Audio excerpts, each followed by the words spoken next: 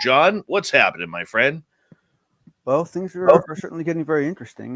The first thing I wanted to cover is the fact that there's this new video out of this very funny-looking cloud video. But what I don't want to focus on is purely the cloud video, although I do recommend people actually watch it because I do think it's curious. But the aspect that I want to focus on is the misconception of what people actually see and what people think people actually see. Because I, for one, can tell you that when I first started researching this, and I would get jealous over the fact that, other people had seen something and I hadn't. In most cases, I would have still been disappointed if I had seen what they had seen. Because what I want to see is I want to see this beautiful, shiny, high definition thing that, I can see like details on, right? And that's not what a lot of people see. In this case, it was a cloud. Now, it was a very odd cloud. It was a cloud that if you sped it up, you could actually see that the cloud itself had planes of existence. It actually had orientation to it in a way. And so now it could have been an art project. Honestly, that could be a very advanced form of active camouflage that the US military has done. It could be something else. I don't know. But the point is that usually when I'm looking up at the sky, as a kid, I was always looking for a UFO, right? But the truth of the matter is that many sightings are stars, right? Very, very bizarrely behaving stars, right? Or they start out as behaving stars, or they're orbs, or they're who's that one woman that she gets like God, man, they look like luminescent jellyfish things in the sky. I mean, people see some weird wackadoodle stuff, right? But the point is that if you were looking into the sky and you actually want to see something that strikes your curiosity, don't always just look for the plain and simple movie version. Look for anything out of the ordinary, because some of the videos have been coming out lately. If you weren't studying that film, because in some cases what you'll see is just 3 stars, and the 3 stars start moving, and they're moving in alignment. You don't see anything else. You just see 3 stars that seem to be, and you suddenly start realizing those 3 stars form a triangle, and you see nothing else. Now, once again, that could be a special effect, but the point is that that's not what I would have been looking for a couple of years ago, right? So all I'm saying is that the cloud video is a good thing to watch, but I think it's also a good opportunity for all of us to kind of talk about the fact that we're not talking about the sports model anymore, right? Are there some of those? Please, I hope so. I really do. But let's face it, right? What most people see is either, completely different shaped objects, right? Or in some cases, they don't see a vehicle. They only see one of the occupants. I saw that video because you sent it to me. Mm-hmm. And watching this cloud morph into so many different shapes, like, you know what? There was no pixelation. It didn't look like it was some sort of CGI, because I'm always suspicious of those type of things. You know what I'm saying, John? Usually usually within the first 30 seconds, you can look at this, say, well, this is BS. This is garbage. Most of us get an instinct for it. Yeah, absolutely. And the other thing I look for is I look for things that are either either unique, or they're unusual enough that I know only a subset of people know those details, and to see if those details are included, because those details can be very, very, very telling, right? There's certain aspects that become very kind of I wouldn't say normal, but you get correlations, I should say. Very true. Very, very true. And I mean, I don't know about you. I mean, our eyes and our brain are trained to see things in clouds. We can recognize it. That's why we can look at clouds and say, okay, that one looks like a person, that one looks like a dinosaur, that one looks like a shark. Okay, because our brain is trying to go through its database and think, what does this look pattern like? matching. You're pattern matching as fast as you can. Absolutely. But the thing that interests me about this cloud is at one point it looks like it actually morphs into a human head with a face, and then it goes into like a rectangle, and then it goes into a number of different phases that it transforms into. When you look at something like that, I mean, I am just dumbfounded by this one. See, the thing is that if you had an object and you had that object completely covered in screens that project, right? And you have the software to account for the angle issues that you would run into with a rotating object. Having that vehicle project a hyper realistic cloud where the rest of the object is see-through. I'm just wondering how hard it would be to recreate what we saw if I had an unlimited budget and a bunch of DARPA people behind me. You know what I'm saying? I mean, I'm just wondering, like, because I know, I shouldn't say that. I have more knowledge than I should about how far along active camouflage is in the military, right? Active camouflage is in play. However, it has a lot of challenges with it, and it's not, to my knowledge, it's not to the level that was, right? Because see, to me, I would be honestly just as excited to find out this was Lockheed as I would to find out it was Alpha Centauri, right? I mean, it's like, to me, that was just super crazy cool technology, right? And the thing is that, to an earlier point, I find that when people replicate things, they typically replicate common things that you've seen before, that you could compare them to and say that looks real. So when someone shows a video that is of something that is really, really rare or unique, I think it invalidates some of the claim of a fake, because what are they faking? They're not trying to fake something that you've already seen before, right? So it's a different kind of analysis.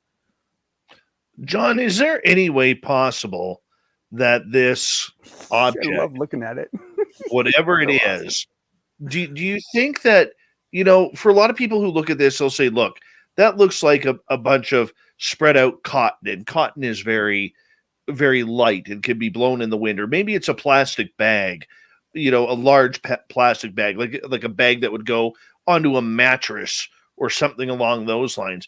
Is this kind of what we're playing with here? Well, if you only saw this much of the video, then you might be able to argue that. But what you're looking at now is just this 20-second clip that I did that speeds up. The real video is like a minute and I think 15 seconds long, and you follow it all the way down, and eventually it goes behind some buildings, and you can see it.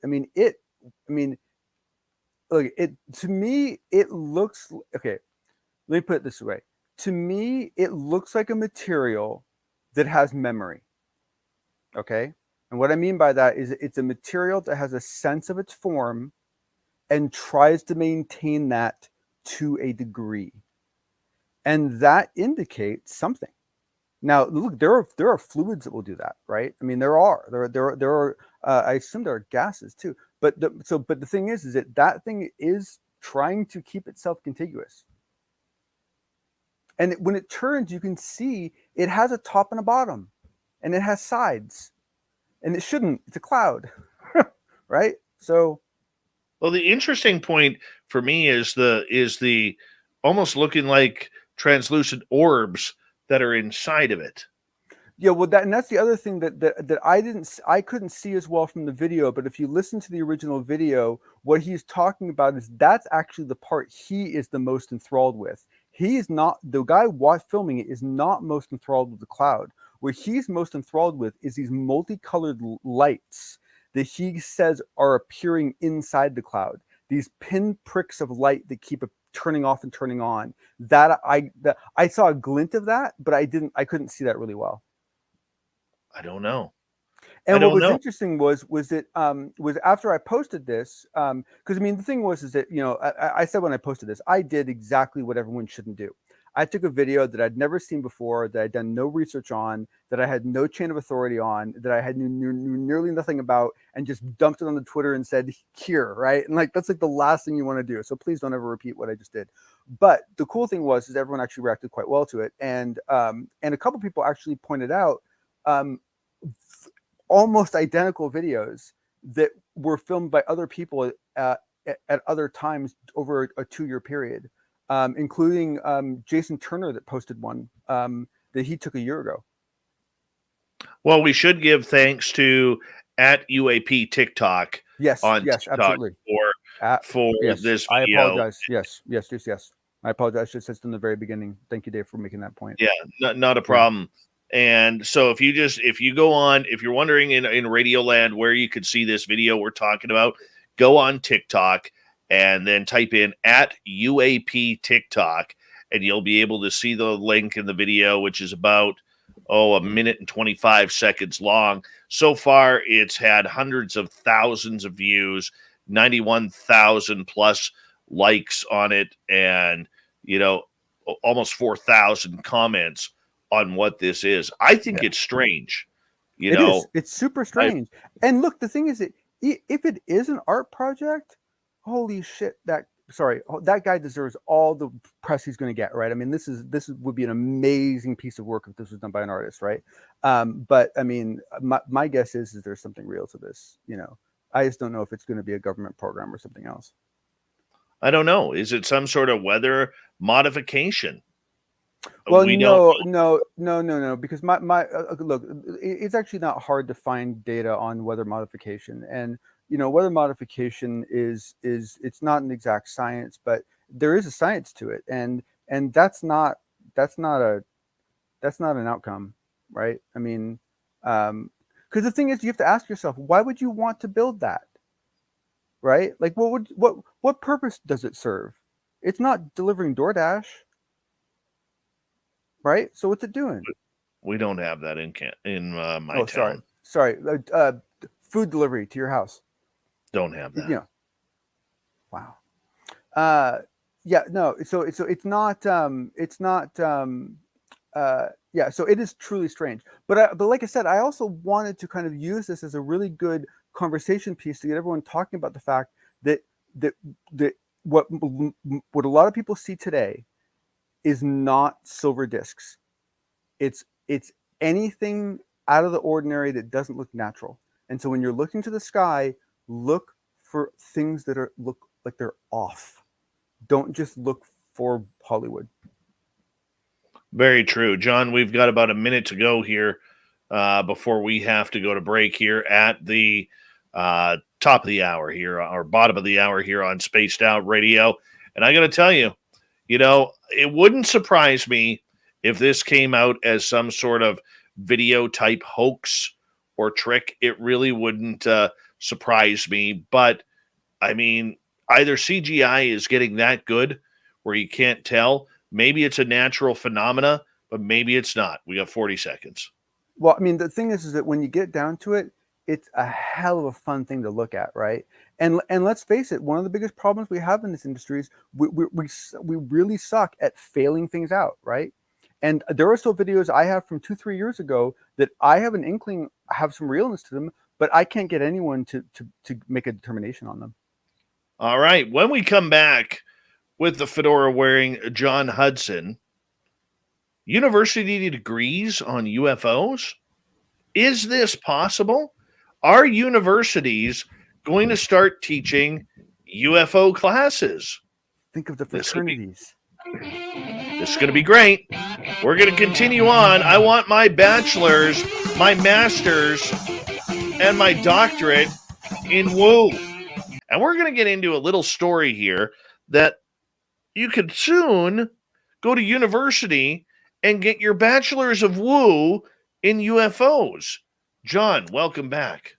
Thank you. Yeah. So I hesitated to include this because, like, what can you say about it? But to me, it was just, one, it's funny, but two, it is actually a foreshadowing of sorts. It's rarely Harvard that does something first, right? Someone has to do it first. And so what we were seeing here is this university, and I believe unfortunately the site that it takes you to is in, I believe that's German. Yes, so and this is in Germany. But you are actually, for the first time in history, for the topic of unidentified aerial phenomenon. This is not a UFO degree, Dave. This is a UAP degree. Is it previously referred to as UFO? Has been officially recognized as a legitimate object of academic research at a high-profile Western university called the Interdisciplinary Research Center for Extraterrestrial Science, IFEX. Is going to be an institute of the Facility of Mathematics and Computer Science at the JMU. And so this is actually, I mean, what's really cool is if you read the article, and as you'd hope, this isn't a joke. They're taking this really seriously. They're actually really taking a swing at this. And if you've ever developed curriculum before, this is a daunting task. It really is, from many angles, from the wealth of content to the depth of content to the quality of content to the variation in content to the ordering. I mean, my God, I mean, I can't even imagine developing curriculum for this. But they're taking it seriously, and assuming that this goes well, and I don't know how you'd publish job statistics in the future. 96% of our students have podcasts. Ta-da! But I mean, it's a really good sign, and I'm more than pleased that some university is doing it. Now, what the big hope is that you'll actually get several students graduate, because we did have Dr. Jeffrey Mishlove succeed in graduating with a PhD in paranormal studies from Berkeley. But that was a one-off. He basically snuck out with that, and they've made him suffer for it ever since. And I don't think they're going to do that again anytime soon. So this will hopefully be systematic, and that will be something that hell, I mean, if 5 years from now, 5 people have graduated from that program, that'd be cool. Oh, I think it would be cool too. How are they going to get legitimate people to teach this course? Well, the thing is that, I mean, that's the funny part about this, Dave, is that we so much brand this as this esoteric topic, and oh yes, I mean, there are definitely rabbit holes of that you can fall into. But the truth of the matter is that this topic dovetails into almost every other aspect of our lives. And so as a result of that, all you have to do is take someone who's an expert in that area of life and have them study and discuss what impact they think it's going to have on that part of society, right? And that's how you start. And that's how you start basically figuring out what challenges are there that you have to solve. But the truth of the matter is that that part's not that hard, because it touches on every, I mean, let's face it. I mean, depending on what stage you're at, right? But I mean, let's take, for example, let's take, many years in the future, right? And you might have the possibility of actual visitors, right? Of actual non-escorted visitors, right? Non-escorted visitors, right? Imagine the work that would have to go into training police forces, changing laws to, but all the things you'd have to do to make sure that some police officer didn't just pull up and shoot the poor creature because it did the wrong thing.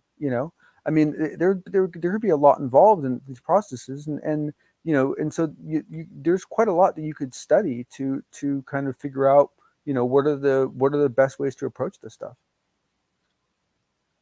Have they defined how they're going to break down the topics? Year 1, year 2, year 3, year 4? Well, the thing is that for them to have announced it, I would argue yes. And they make a point that this is not, this is not an undergraduate degree. This is this is advanced studies, and it will be somewhat somewhat independent as far as the research is concerned. But it looks like they're getting many different institutions, including the Max Planck Society, the German Aerospace Center, the Federal Aviation Office of Germany, the Weather Service, to get involved and provide assistance, provide resources, provide individuals and so forth. I mean, I've never been to this part of Germany, but I mean, I have no reason to believe this is anything but an absolute stand-up effort. Especially, I mean, I don't know if you've ever spent any time in Germany, Dave, but what a beautiful country. And a lot of good engineers in that country, and they build things well, and it's nice. Fantastic airport. So I have a lot of hopes for this. Right. Okay. Well, let's see how this goes for success, because I mean, look, this entire field, you've heard me say it before, John. One of the biggest issues is it's very anarchic. The UFO world, the Bigfoot world, the paranormal world, very anarchic. And to be able to actually see a course actually start up on ufology, I'm hesitant because I don't think that they will capture the proper esoteric nature of the subject, but it is a step forward. And the thing is, Dave, is that I could, and you probably could, and there's probably a lot of people that could. I wouldn't. I mean, don't get me wrong. You'd have to break things up into incredibly small chunks of information. I mean, my God, the syllabus would just be insane. But you could do it. You could do it. You could absolutely do it. But I agree with you. That's part of the fear. That is a big part of the fear. Okay, finally tonight, you were talking about Chris Mellon. Is there a book his horizon too? No. That was my joke about his article in the debrief, because it's quite long, and people have been I wouldn't go quite as far as say complaining. I will say commenting on the length of the article, and then I had a couple people express kind of discontent about the fact that people weren't doing any kind of analysis of it, and so I thought it would be really helpful to maybe tonight and a couple of the nights that myself, and you're welcome to do so as well, we pick out a couple things from the article that we think are really, really pertinent to help people digest it better, just because it is a long piece of literature to read, but it's very, very useful and it's very helpful. And I guess my point is that I'm hoping by doing this, I will tease more of you into wanting to read it. What sticks out for you on the Chris Mellon article? Well, I mean, it's almost, to be really honest with you, it's almost more of a question of what didn't stick out to me, because I love this article so much. But the thing is that what immediately jumped out to me, and what I wanted to cover just briefly today, in a little more detail, or not in depth but in breadth, is the fact that so he does this very beautiful layout of this article, and he very much lays it out like a God, you almost argue like a legal argument, where he basically, states all of his evidence up close, up front.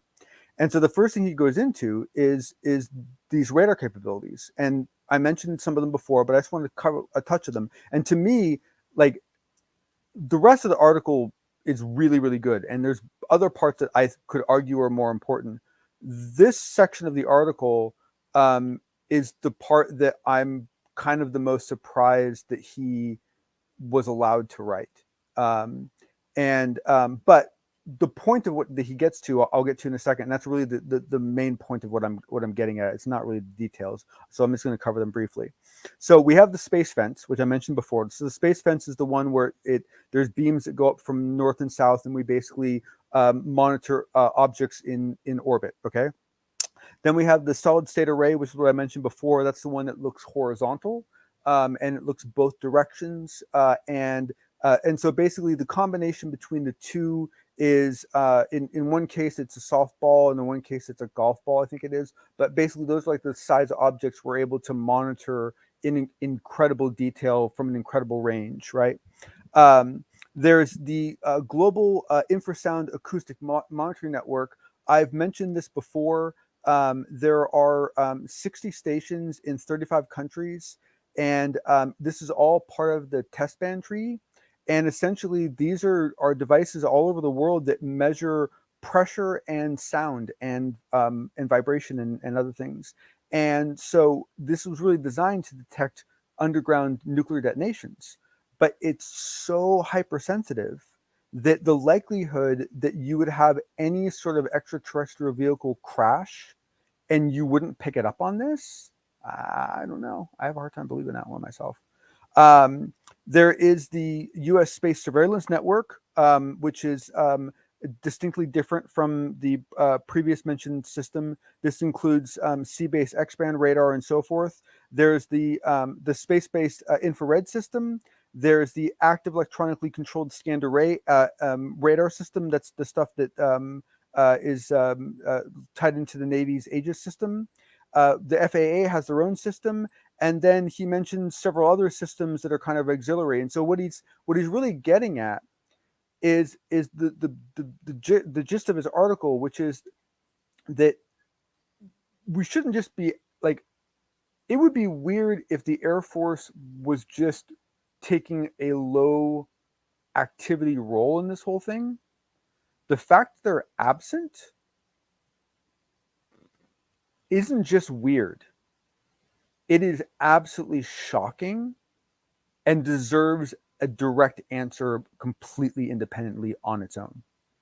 Because if you look at these systems, most of which, if not all of which, are under the control of the Air Force and now the Space Force, this is an organization that, just the infrared satellite network, from that network, we should have data every single time anyone entered our atmosphere. And we should be able to correlate that someday. We should be able to correlate that. If this is what's going on, we should be able to correlate that with abductions. We should be able to actually say, okay, look, this person had this incident in this house, in this region, and in that hemisphere, we saw an object enter in a time frame of, an hour or 6 hours or whatever before that. We should be able to start correlating that kind of information. And we're nowhere near it. And that's irritating.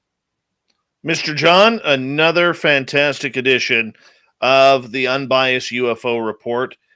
Keep up the great work. We'll talk to you in a couple of nights' time. Yep. And I thank you for your amazing efforts in bringing the news to our audience, my friend.